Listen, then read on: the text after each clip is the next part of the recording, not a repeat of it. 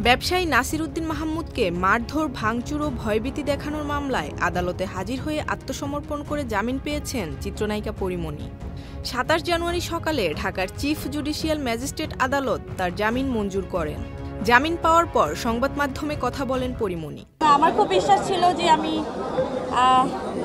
আজকে আসবো। আপনারা যেভাবে সবাই আসলে আমাকে সাহসটা জুগিয়েছেন যে আজকে জামিন নিতে আসবো এবং আমি জামিন পেয়ে যাব। আপনাদের এত ভালোবাসা নিয়ে আসলে আমি বাড়ি ফিরছি।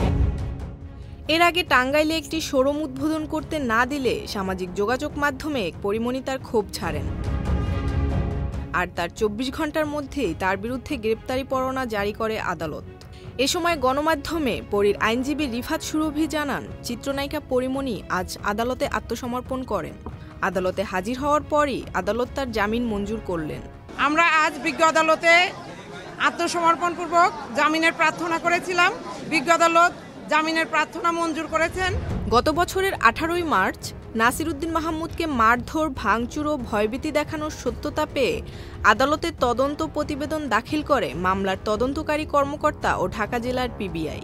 একই বছরের ১৮ই এপ্রিল আদালত পিবিআইয়ের দেয়া তদন্ত প্রতিবেদন গ্রহণ করে পরীমনিকে হাজির হতে সময় জারি করেন। পরে গত ২৬শে জুন আদালতে আত্মসমর্পণ করে জামিন পান পরীমনি। এর আগে ২০২২ সালের ৬ জুলাই আদালতে মামলাটি করেন ঢাকার সাভারের বোট ক্লাবের পরিচালক নাসির উদ্দিন মাহমুদ। Zerin Sumi, channel I.